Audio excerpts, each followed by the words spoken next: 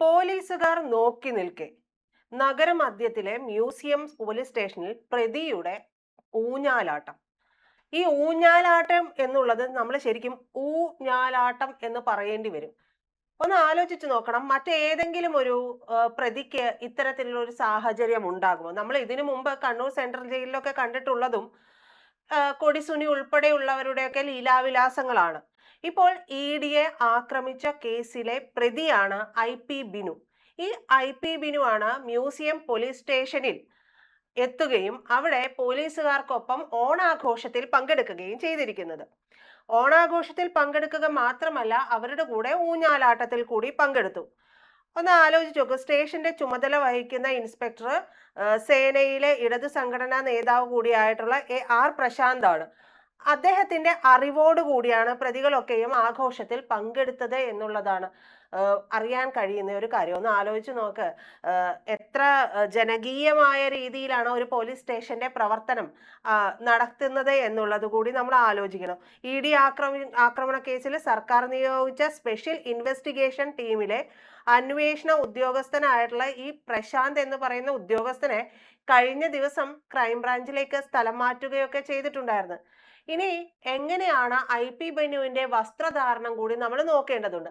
IP Binu എന്ന് പറയുന്ന പ്രതി ഇട്ടിരുന്നത് പോലീസുകാർ ഉപയോഗിച്ചിരുന്ന അതേ കോഡാണ്, ഡ്രസ് കോഡാണ്.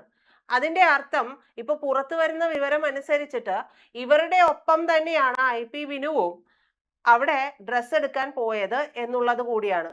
അപ്പോൾ അത്രത്തോളം ആത്മബന്ധം IP ബിനുവിന് ഈ പോലീസ് സ്റ്റേഷനുമായിട്ടുണ്ട്, അല്ലെങ്കിൽ പോലീസുകാരുമായിട്ട് ഉണ്ട് എന്നുള്ളതൊക്കെ അല്ലേ.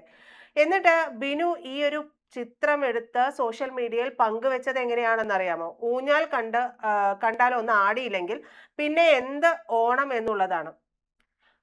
പ്രതിപക്ഷ നേതാവായിട്ടുള്ള പിണറായി വിജയന്റെ വസതിക്ക് മുമ്പിൽ ഇ ഡി സംഘത്തെ ആക്രമിച്ച കേസിലെ പ്രതിയാണ് എന്ന് കൂടി ആലോചിച്ച് നോക്കണം. യാതൊരു ഭയവുമില്ലാതെ, നിയമ സംവിധാനത്തെ യാതൊരു പേടിയുമില്ലാതെ വന്നിട്ട് ഇതിനെക്കുറിച്ച് പറയുന്നത് ഇത്തരത്തിലാണ്. അപ്പോ CPM അനുഭാവികളായിട്ടുള്ള ആളുകൾക്കൊക്കെ എന്തും ചെയ്യാമോ? അത് ഈ ഒരു സർക്കാർ ഭരിക്കുമ്പോഴും, ഭരിക്കുന്ന സർക്കാർ UDF-ന്റേതാണ് എന്നുള്ളതാണ് ഞാൻ മനസ്സിലാക്കുന്നത്. ഇനി എങ്ങാനും എൻ്റെ അറിവ് മാറിപ്പോയിട്ടുണ്ടോ? അപ്പോ UDF സർക്കാർ ഭരിക്കുമ്പോഴും പോലീസുകാർക്ക് പ്രിയം എന്ന് പറയുന്നത് CPM അനുഭാവികളായിട്ടുള്ളവരോടാണോ? അതോ CPM അനുഭാവികൾ മാത്രമാണോ പോലീസിലുള്ളത്? അല്ല, ഇത്തരത്തിലൊക്കെ കാര്യങ്ങൾ എങ്ങനെയാണ് നടത്താൻ തോന്നുന്നത്? ഒരേ ഡ്രസ് കോഡിൽ വേഷം എടുക്കുക, അതിട്ടുകൊണ്ട് ഒപ്പിടാനായിട്ട് സ്റ്റേഷനിൽ ഹാജരാവുക, ആ സ്റ്റേഷനിൽ ഹാജരായിട്ട് അവർക്കൊപ്പം ഓണാഘോഷത്തിൽ പങ്കെടുക്കുക.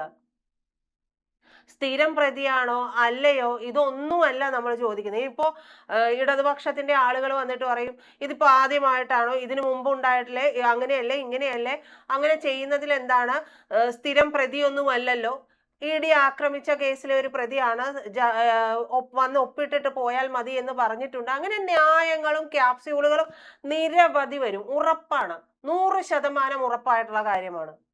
പക്ഷെ ഇതേ സംഭവം മറ്റേതെങ്കിലും ഒരു ആളാണ് ചെയ്തിരുന്നത്, മറ്റേതെങ്കിലും ഒരു പാർട്ടിക്കാരനായിരുന്നു ചെയ്തിരുന്നതെങ്കിൽ ഇന്ന് സോഷ്യൽ മീഡിയയിൽ മുഴുവനും ഇതിനെ കുറിച്ചുള്ള പോസ്റ്റുകൾ കൊണ്ട് നിറയുമായിരുന്നു, ഇതിനെതിരെയുള്ള പോസ്റ്റുകൾ കൊണ്ട് നിറയുമായിരുന്നു. സർക്കാരിനെ മുൾമുനയിൽ നിർത്തുമായിരുന്നു CPM, UDF സർക്കാരിനെ മുൾമുനയിൽ നിർത്തുമായിരുന്നു. സുഗതന്റെ കാര്യം വെച്ച് താരതമ്യം ചെയ്യാമോ എന്നൊന്നും അറിയില്ല. എന്നിരുന്നാൽ പോലും ഒന്ന് ആലോചിച്ച് നോക്കണം. കാപ്പ കേസ് അല്ലെങ്കിലും IP ബിനുവും പ്രതിയാണല്ലോ. അപ്പൊ പോലീസ് സ്റ്റേഷനിൽ വന്ന് ഇത്തരത്തിലുള്ള കാര്യങ്ങൾ ചെയ്യാനായിട്ട് ബിനുവിന് എങ്ങനെ ധൈര്യം വന്നു? അതിന് ഉത്തരം പറയേണ്ടത് സത്യത്തിൽ ഈ സർക്കാരാണ്. ഇതിനെതിരെ ഒരു നടപടി എടുക്കേണ്ടതാണ്. ഇല്ലെങ്കിൽ സത്യം പറഞ്ഞാൽ മാനക്കേടാണ് ചെന്നിത്തല സാറേ, പറയാതിരിക്കാൻ പറ്റില്ല. 10 വർഷം പിണറായി ഭരിച്ചു, അല്ലെങ്കിൽ CPM ഭരിച്ചു, ഇടതുപക്ഷം ഭരിച്ചു. ആ സമയത്ത് ഇത്തരത്തിലുള്ള ലീലാവിലാസങ്ങളൊക്കെ കണ്ടാൽ നമുക്ക് മനസ്സിലാവും. ഈ 10 വർഷത്തെ ഭരണത്തിന്റെ ഒരു ഹെയ്റ്റ് പ്രൊപ്പഗാൻഡ, അല്ലെങ്കിൽ ഒരു ഹെയ്റ്റ് ക്യാമ്പയിന്റെ ഭാഗമായിട്ടാണ് ഇന്ന് നിങ്ങൾ അധികാരത്തിലിരിക്കുന്നത്. അപ്പോൾ നിങ്ങളുടെ പോലീസിനും ഈ പറയുന്ന CPM അനുഭാവികളായിട്ടുള്ള പ്രതികളോടൊക്കെ പേടിയാണ്. അവർ വരുമ്പോൾ ഇങ്ങനെ വെള്ളിത്താലത്തിൽ പൂവും കൊണ്ട് സ്വീകരിക്കാനും അവർക്കൊപ്പം ഊഞ്ഞാലാടാനും അവർക്കൊപ്പം ഓണം ആഘോഷിക്കാനും ഒക്കെ ഇതൊരു നിസ്സാര കാര്യമൊന്നുമല്ല. ഇത് പാർട്ടിയെ കുറിച്ച് ആ പാർട്ടിയെ ഈ പറയുന്ന UDFനുള്ള ഭയത്തെക്കുറിച്ച് വരെ ചർച്ച ചെയ്യപ്പെടേണ്ട കാര്യം തന്നെയാണ്.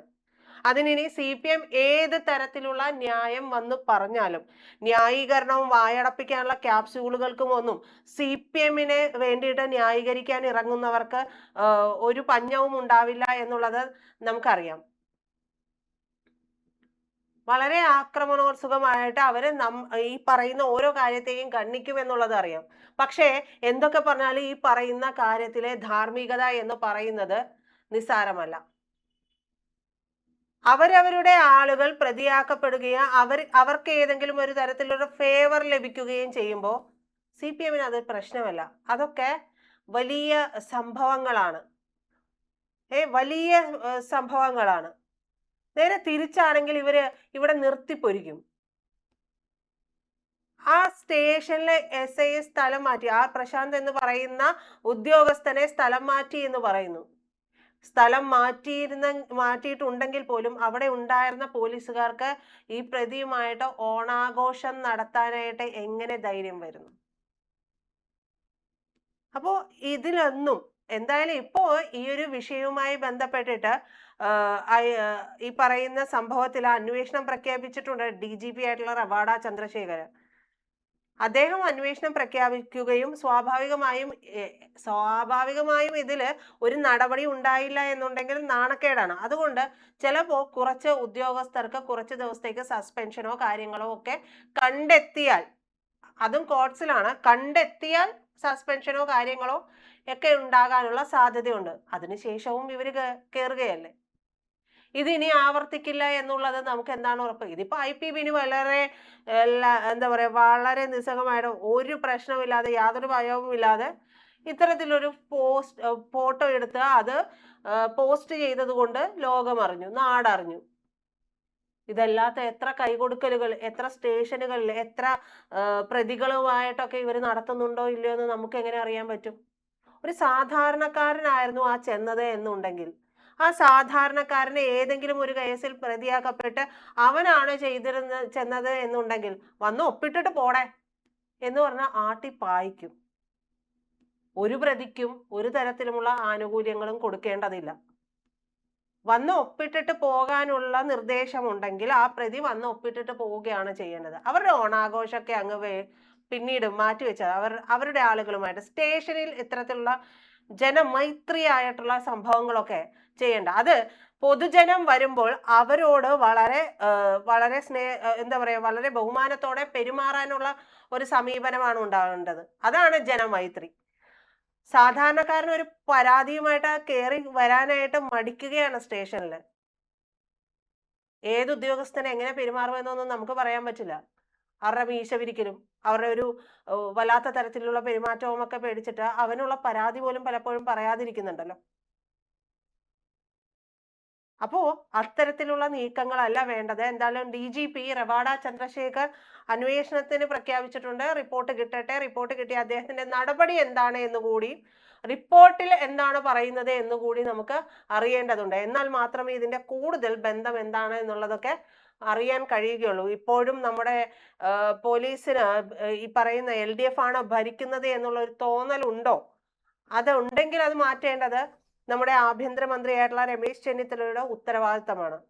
അദ്ദേഹം വളരെ കൃത്യമായിട്ട് തന്നെ ഈ പരിപാടി ഇവിടെ നടക്കില്ല എന്ന് പറയുമെന്ന് തന്നെയാണ് വിശ്വാസം.